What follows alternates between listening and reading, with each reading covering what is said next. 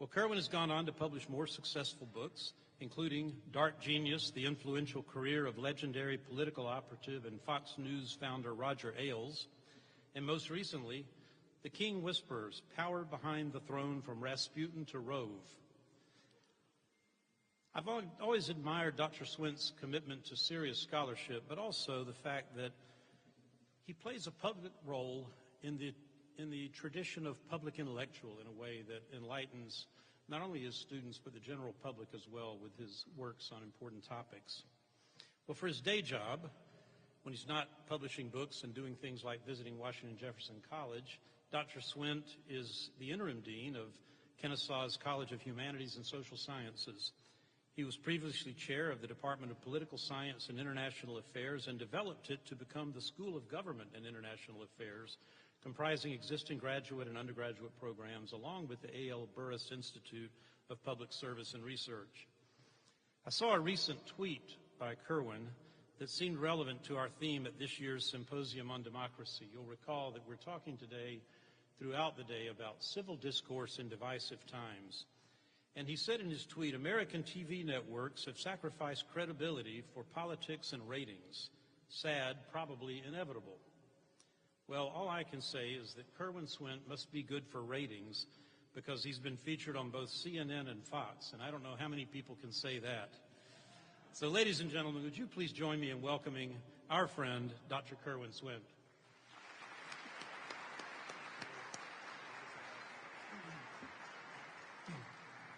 Well, good afternoon, W&J. Very glad to be here today. What a nice campus you have, and what a nice faculty and administration you have.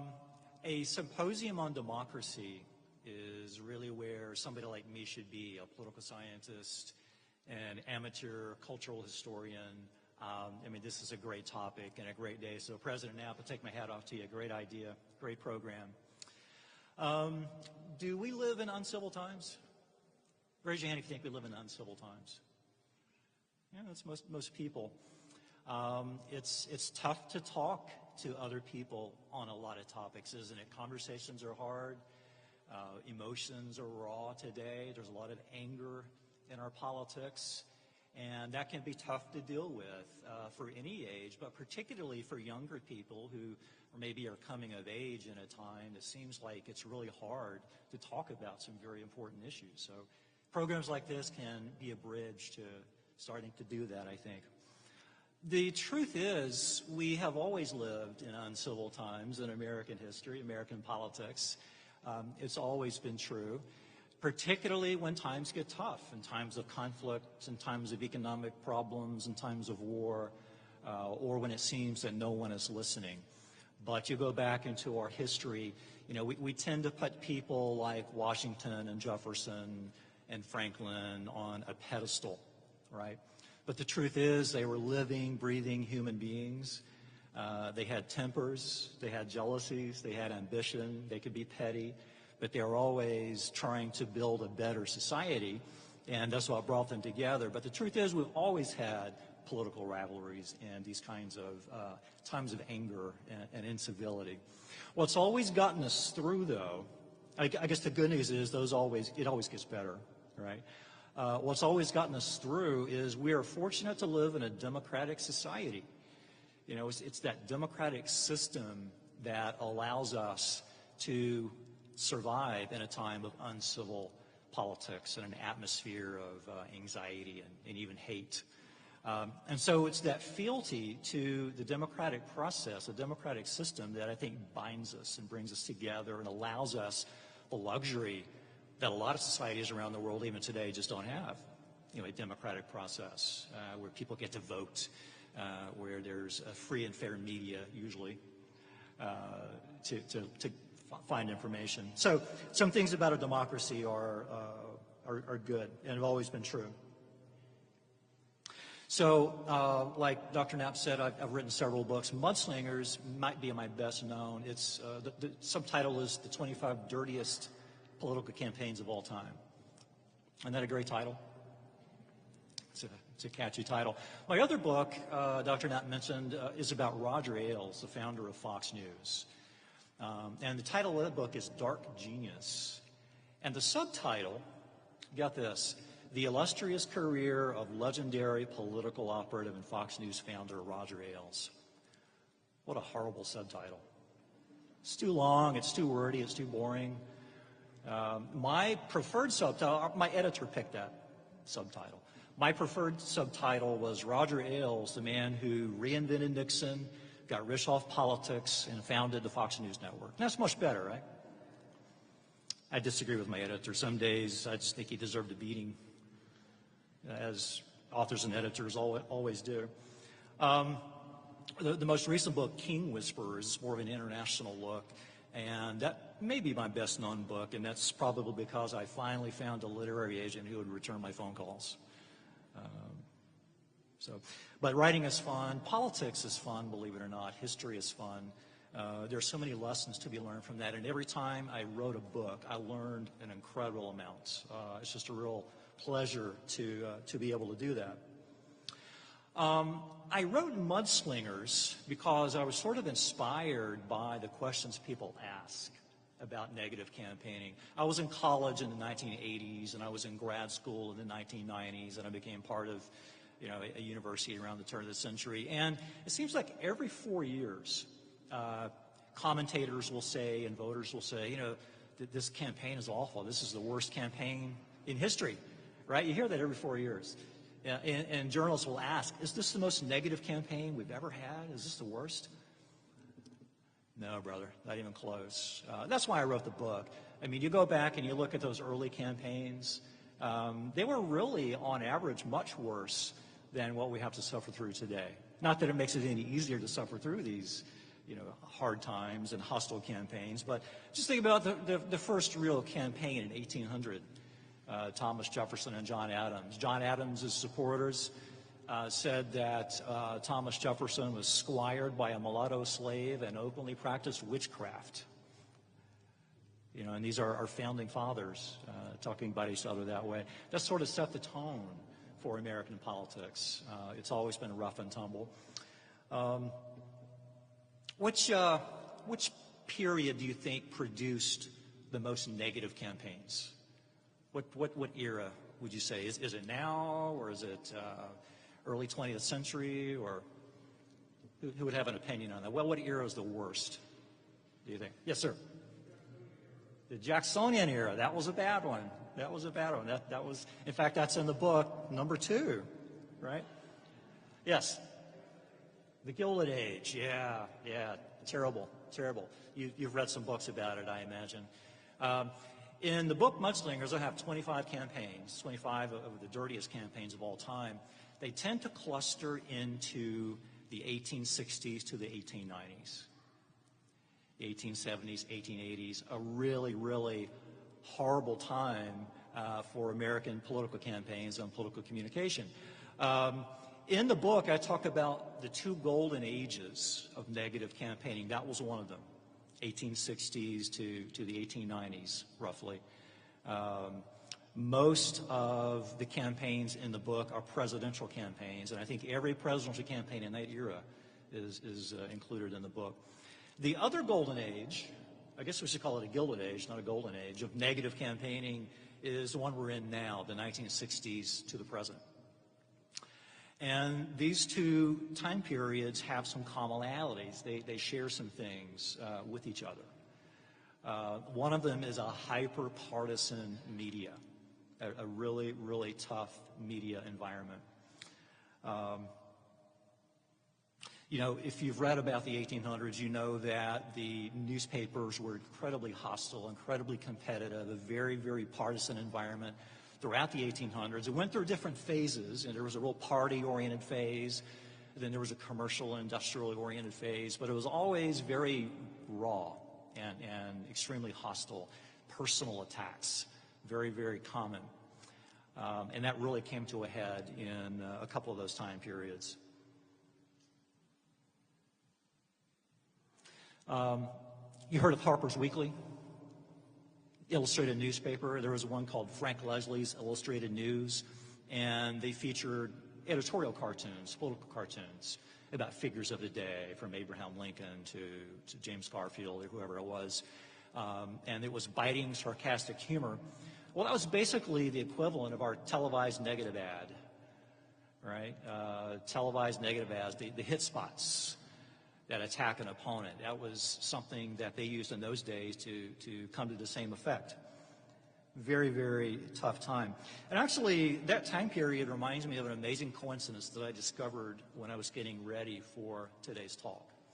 I was doing some research on Washington and Jefferson College, and I came to a section called Notable Alumni. And one name really jumped out at me. Raise your hand if you've heard of James G. Blaine. Okay. James G. Blaine, a favorite son, right? I'd forgotten that the Blaines were from western Pennsylvania. And James Blaine, I think his father also went to Washington and Jefferson College. And of course, James Blaine was involved in one of the most negative campaigns in American history in 1884. He was the Republican nominee for president. He'd run for president twice before, lost a nomination, first to Hayes and then Garfield. Finally won it in 1884 and ran against Grover Cleveland of New York. And those two engaged in a real Donnybrook, a real knockdown, drag-out fight over the presidency. It was a really close election, but that's the campaign that spawned the little ditty, a little phrase, "Ma, Ma, where's my pa?" You've probably heard of that. That's about Grover Cleveland and accusations he fathered a child out of wedlock. And the Blaine campaign, the pro-Blaine forces used that to great effect during the campaign. And it was a very close election, and Blaine, the Republican, I believe, thought he was going to win because he thought he was going to carry the state of New York. And part of the reason for that is he thought he was going to do very well with the Catholic vote in New York State. Because his mother was Irish Catholic, Blaine had been very anti-British in his foreign policy views, and so he believed he was going to carry New York. Well, it turns out a supporter of his, a Presbyterian minister, Samuel Burchard, gave a speech in New York City. There was a big rally for Blaine, and Burchard gave a speech, and he talked about three things in this speech, and some of you probably noticed the three R's: rum, Romanism, and rebellion. And that speech became known for the rum, Romanism, and rebellion phrase, and which really was a dig at the Catholics in New York. And so there with the Catholic vote in New York, Blaine loses New York in the Electoral College vote, and Grover Cleveland wins the presidency.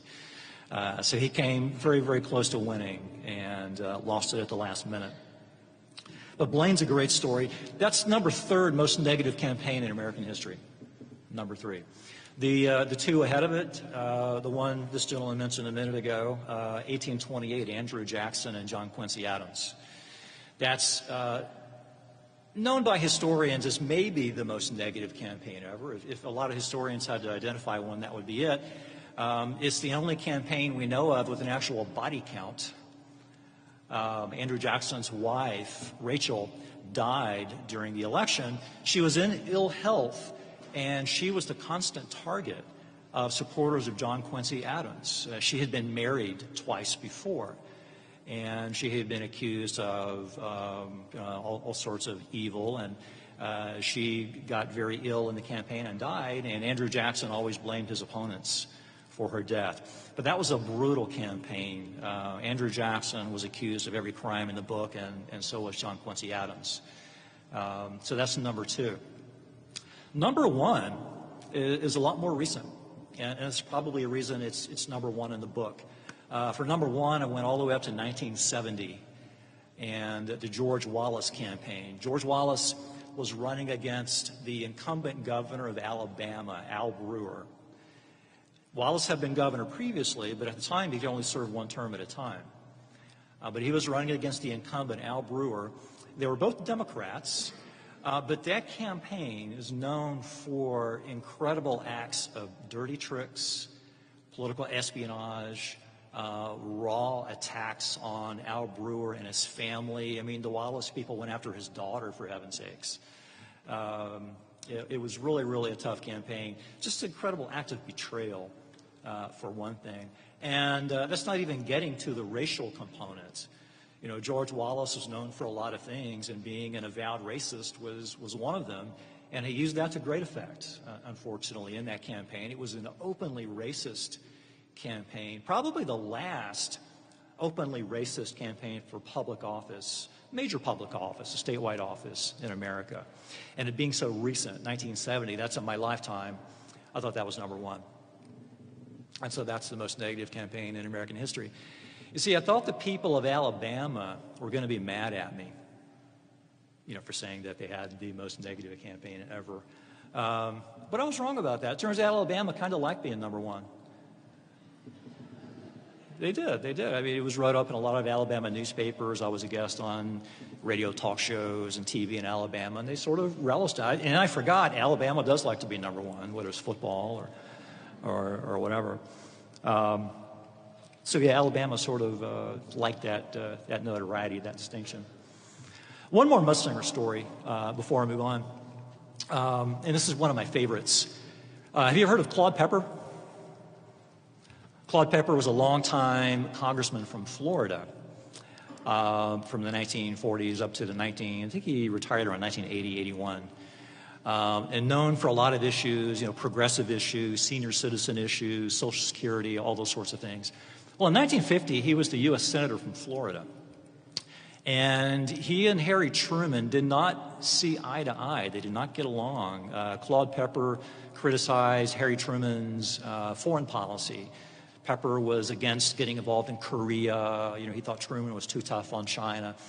And so Harry Truman called in a Democratic congressman from Florida by the name of George Smathers. And he said, George, this is Harry Truman, I want you to help me beat that SOB, Claude Pepper. And so Truman helped Smathers fund that campaign, and they ran a real smear job against Claude Pepper, you know, calling him a closet communist and a Soviet sympathizer, all these things. But the other novelty that happened in that campaign was the things you didn't hear about in public that much. George Smathers, according to history, went around to small Florida towns, rural audiences, away from the big newspapers and radio stations in the bigger cities. And he would say things like, did you know that Claude Pepper's brother is a known Homo sapiens?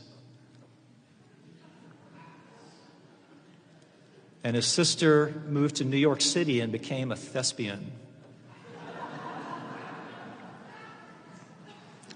He's known in Washington as a shameless extrovert. And before his marriage, he habitually practiced celibacy. You know, is that negative campaigning? It is. It's just a different kind of negative campaigning. You know, it's like calling someone names. You want to scare people and, you know, paint a certain picture of someone. Here's the kicker, though. If he said those things, they were never recorded by any radio stations. They were never written down by a newspaper reporter.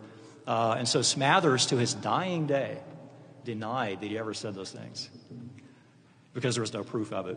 But plenty of ears were around. Plenty of people heard him say those things. But that's just a different way, you know, sort of a different way of campaigning against somebody, the Claude Pepper story. Well, you know, as I said earlier, these tough times in political communication and in politics usually get better. They change. The Gilded Age came and went, and part of the story there was changes in the news industry. The newspaper business changed. The revenue model changed. It became less political, more commercial advertising. The progressive era helped change cultural standards, and it ushered in a series of reforms that affected the media. And you had an increasingly professionalized journalist class by the early 20th century. For example, the New York Times model, you know, became a way of more professional coverage of news and events. And so it really changed the political dialogue as candidates adjusted to the new kind of professional orientation of the news business and less of the raw, brutal politics that they had been used to. And it's interesting, the 20th century, at least the middle of the 20th century, from the progressive era, I would say up through the 1950s and 1960s, was in a time of particularly hostile public campaigning. Actually, some of our cleaner presidential and congressional campaigns were in that era, the 1930s, 40s, and 50s. Perversely, as the mass media expanded, defined by large-scale print production of newspapers, magazines, and then the introduction of radio and eventually television, actually seemed to make political candidates behave a little bit better because of the mass distribution aspect of it. It actually led to the cleaning up of much of their campaign communication. More manners were introduced, compared to at least the Gilded Age, where anything could go, where they'd literally say anything. But the mass media actually enforced some measure of accountability on what candidates said in public. They don't want to be called a liar or proved wrong or, called a mudslinger. That's sort of counterintuitive, but when the media got bigger and more prevalent, it actually led to some of the cleaner campaigns. But not forever. That too changed. In the 70s and 80s, the post-Watergate era changed again. Investigative journalism, for example. More scandal coverage, more scrutiny of what candidates were saying. The Vietnam and Watergate eras produced, yet again, a different kind of media. One really more oriented towards accountability, fact-checking statements, investigative journalism. It also led to political candidates using some of that statement against their opponents and increasingly willing to criticize as the media landscape became more scrutinized, more negative. It was the time of the rise of the negative TV spot. And the first real negative TV spot actually was Lyndon Johnson in 1964. Some of you probably either remember or have heard or seen the Daisy Girl ad, where a little girl's picking daisies in a field and she's blown up by a nuclear explosion, and that's Barry Goldwater's fault, that happened. Just a really hard-hitting ad that shocked people in 1964. So it sort of set the standard. It got much worse in the 70s.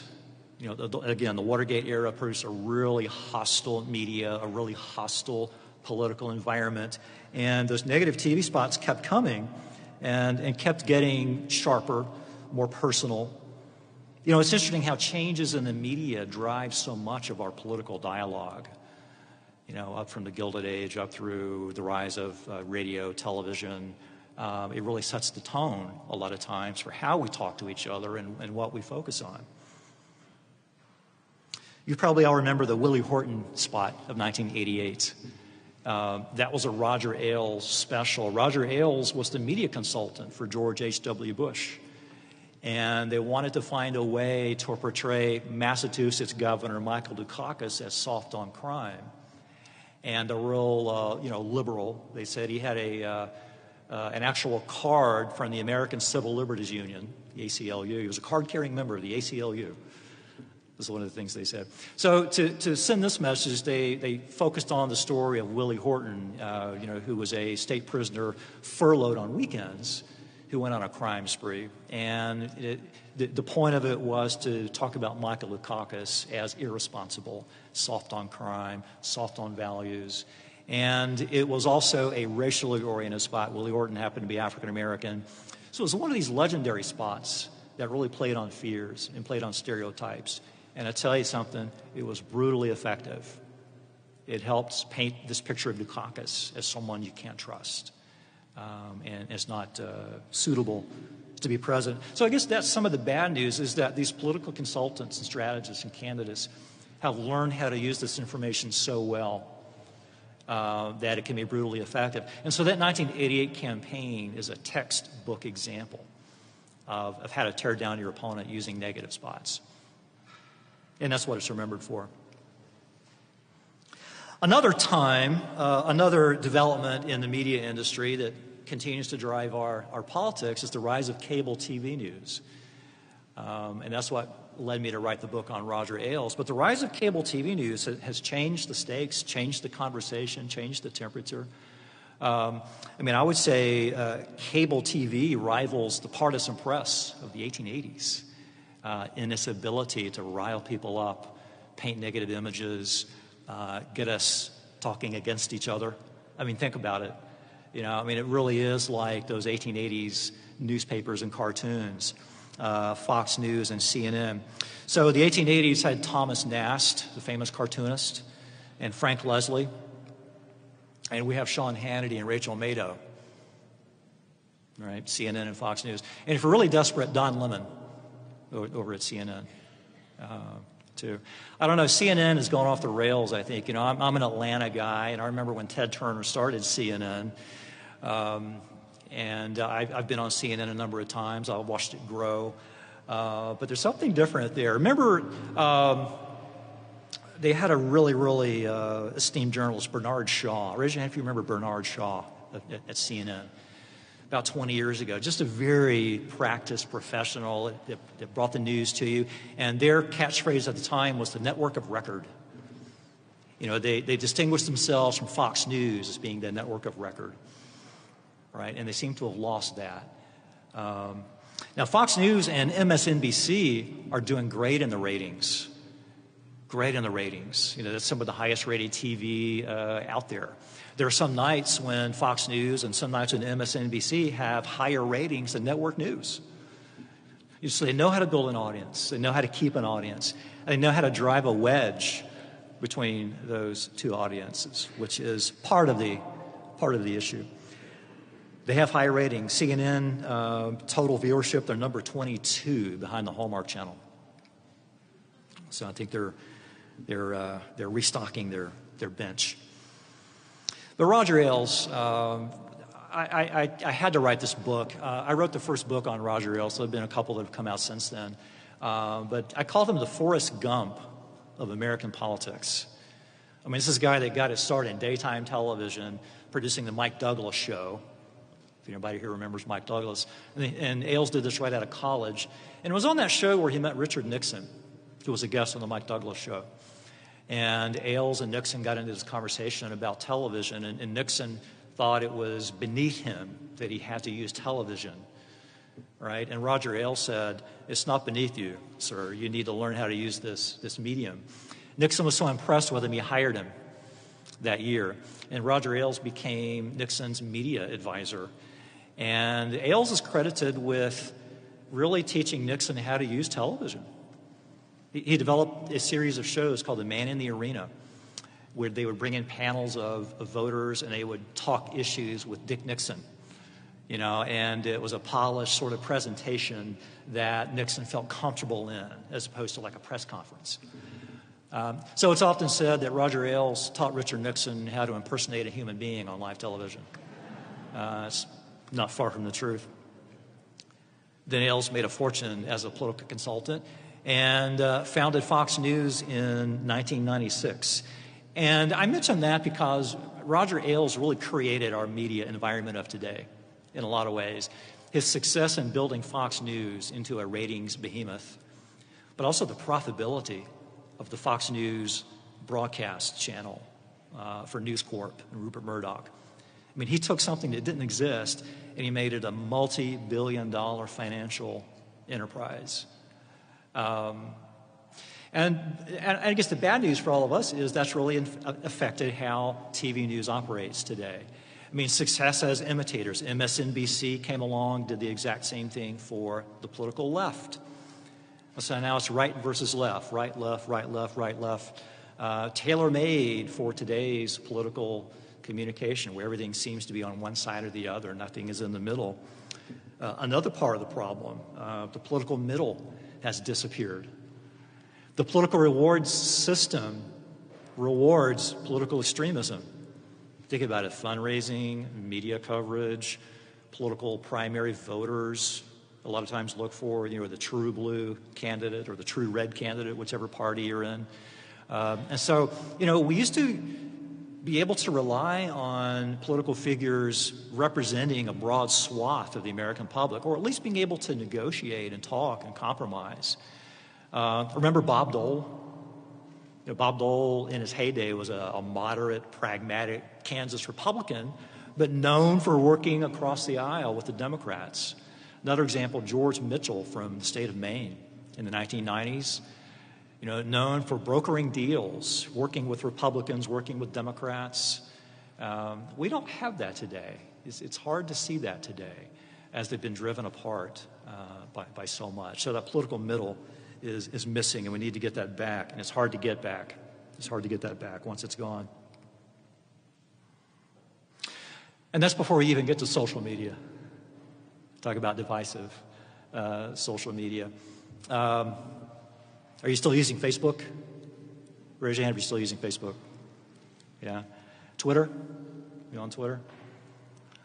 Okay, if you're in college, you've got to be on Instagram, right? College students on Instagram. And there's probably something else that has taken over by now. Twitter, from my standpoint, can be a really destructive tool. There's so much toxic conversation going on, driven on Twitter, also Facebook, but it's an opportunity to engage in a hostile way from the safety of your bedroom, your living room.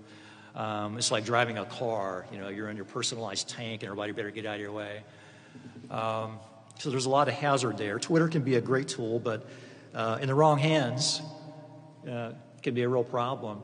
Remember when Donald Trump was elected and people were speculating that, well, now that he's president, I'm sure he's not going to use Twitter anymore. That was our age of innocence, I think. We thought, oh, yeah, he's not going to use Twitter anymore. Now he's president. But he has weaponized Twitter in a way that, I don't know, maybe he's a genius. I don't know, maybe in 20 years people say, yeah, Trump's use of Twitter was like FDR's use of radio. I don't know. I'm trying to imagine what James Blaine's Twitter feed would look like. Can't imagine. But yeah, our politics, it became very personalized in the 1960s, right? As we came to know political officials, government officials, and their private lives, their families, they became celebrities. And candidates began running their campaigns more that way, more politicized, more personalized, right? Us versus them, right? And that's unfortunately what it's become, us versus them. There's more them and less us in our political communication nowadays. The media is part of that. The fundraising plays a role in that, as it has become very, very destructive in a lot of cases. The Trump rallies, for example, Trump gets a lot of mileage out of these rallies. And the thing is, they're covered by both Fox News and by CNN. And it's a very troubling, it's another sign of the times, but it's a very troubling sign of the times. This ability to really have an us versus them mentality, and the way he attacks the media, the way he attacks the mass media. He says, look at them up there. Those are the bad guys. Not a good development. So times are tough. Conversations are tough, but we have to have them. We've always had them. We have always found a way to talk to each other. It's not rocket science. It's a little bit of hard work sometimes, but we always find a way to do it. Sometimes one half of the communication formula is missing, and that part is listening, right? You talk, but you listen. It's a two-way street. There's less listening going on these days. A lot of talk. There's a lot of talk out there. It's everywhere. Not enough listening. Too much them, not enough us. We need to get that back. Because we're in this together. There's no escape. We have a common political culture, a common media landscape. And if you think about it, most of the time, common goals. It's just that Fox News and MSNBC won't tell you that. So, with that, I thank you for listening. I'd like to open it up to questions or comments if anyone wants to. There's a microphone. I have a microphone. We want to thank Dr. Kerwin Swint for his talk. We're still going to take some questions. We've got about 12 minutes. So, gentlemen in the purple, we have people walking around. There's a mic right there. No, I think you can. Not the mic. Yeah. There's a theory or a premise that in the information age, the transformation from agriculture to industry is a lot like what's happening today with the transformation from industry to information, and that the same stressors were present in both situations, including populism and a lot of other factors. Do you see that in your research on political campaigns? Absolutely. When there's a major change, whether it's economic or whether it's the changes in media that I was talking about, that presents opportunities for people. Nationalism, populism, those are always things that certain political factions can take advantage of and emphasize in a way that benefits them or brings up fear, trepidation in others. So those are always tumultuous, like the change now in our economy. Produces anxieties, produces fears that politicians can take advantage of. Absolutely. Yeah. Question over here. We got one.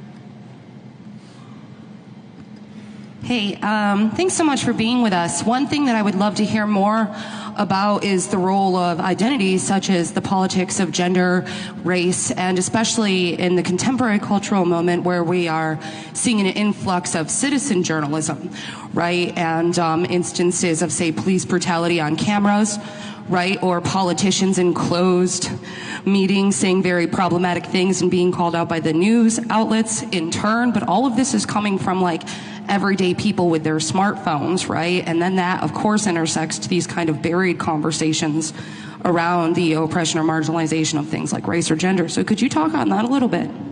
Yeah, that's a great observation. I mean, we have never been in a situation that citizens can become their own journalists. I mean, that's one thing about the internet and platforms like Facebook or Twitter or online sources of news is that it's a great democratization of information, right? I mean, so now we have so many sources of news, so many sources of information.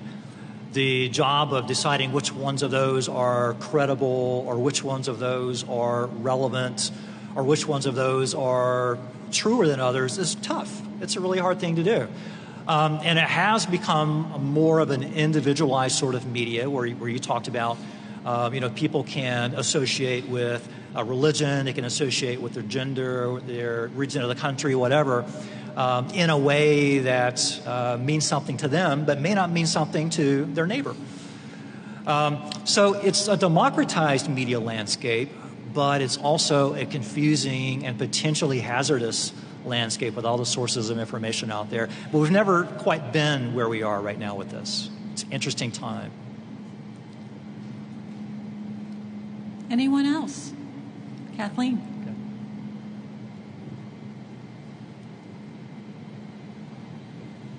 Thank you for your talk. It was great, interesting. I was wondering if you'd seen any difference between the campaigning in California with the new gerrymandering districts versus campaigning in the rest of the country. It's a good question. They have come up with a way to hopefully combat gerrymandering in California. Not so far as I know. I haven't focused intently on that subject, but in the places like California where they now have an independent redistricting commission, there are a lot of localities in America that would love to have that. A lot of states would love to have that because gerrymandering does create a system where those in power perpetuate their hold on a legislature. It hasn't been shown yet that independent redistricting commissions are going to solve all of that, but at least it puts more power in the hands of ordinary voters. At least it puts power in the hands of the represented, not the representatives. In fact, in Georgia, we have been campaigning for an independent commission for a while now. But in Georgia, it's tough because the state legislature has to approve any kind of constitutional amendment like that, and they're not about to. California had it easier because you could go around the legislature and get a ballot motion. But yeah, I haven't seen a change the type of candidates that they're sending yet. It's a great question. Back here? There's a couple back there, I think. Hi, Kerwin. Hey. I wonder if you could make any generalizations about the hangover. If there's a really bad negative campaign, how effectively can the winner then govern? When he or she is won in a manner like that, or does that even persist, or does it persist differently sometimes? It's a good question. It's an interesting question because it's amazing sometimes the speed, the rapidity at which some of those statements and some of those raw feelings can be papered over in history. You know, you would have candidates really go at each other and yet able to cooperate with each other. It seems like that's becoming less the case. It seems like, just as we're discussing, you know, the raw emotions that lead to some of these really horrific campaigning is starting to carry over more and more into office. I think I see that more in the U.S. Congress than anywhere else. You know, it used to be that, you know, after Election Day, everybody's in office and they're all working on legislation, you know, and they're representing their constituents. But now it seems to me more and more that they're still fighting the campaign after Election Day. The campaign lingers into office more and more.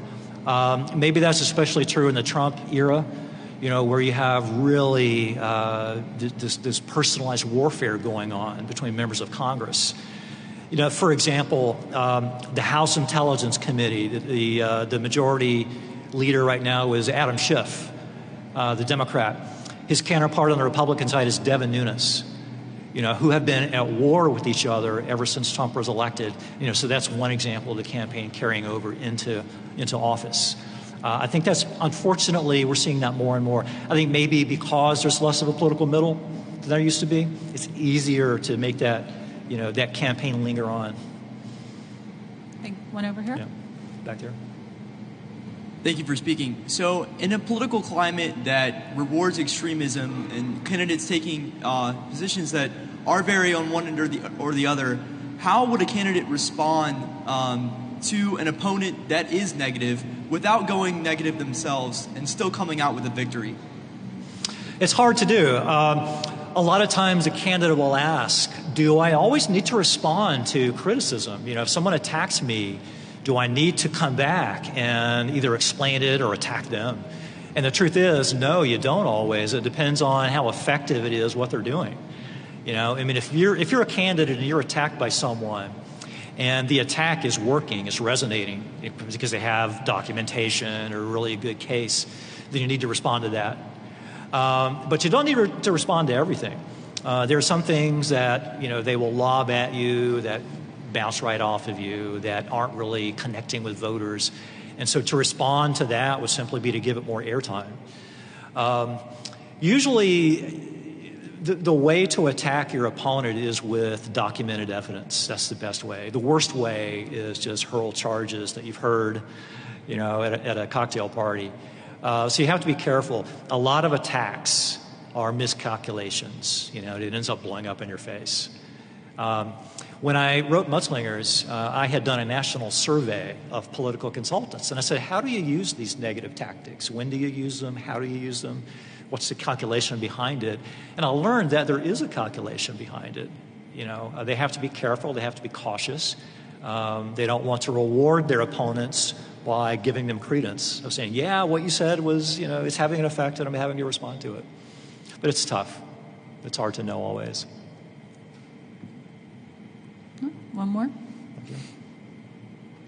Hello. So you talked a lot about historical examples of political polarization and division. I was wondering if there are any strong examples through our country's history of sort of bipartisan cooperation, like any really strong examples of the inverse where parties have been able to come together and broker peaceful collaboration.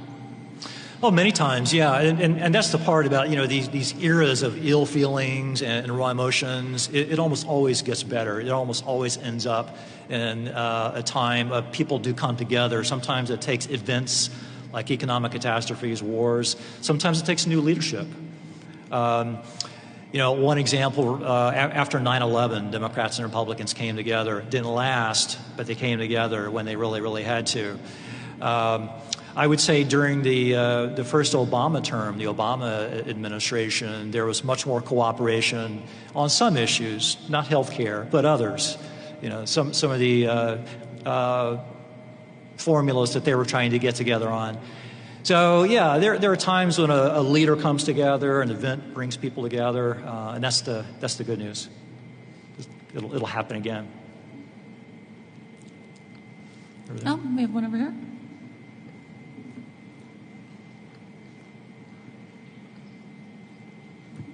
Thank you.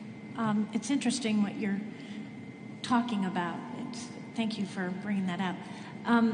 In the current climate that we have right now, where you see it doesn't even have to be the polarization between parties, Republican or Democrat, in the research that you did for your books, did you find where other situations where you have political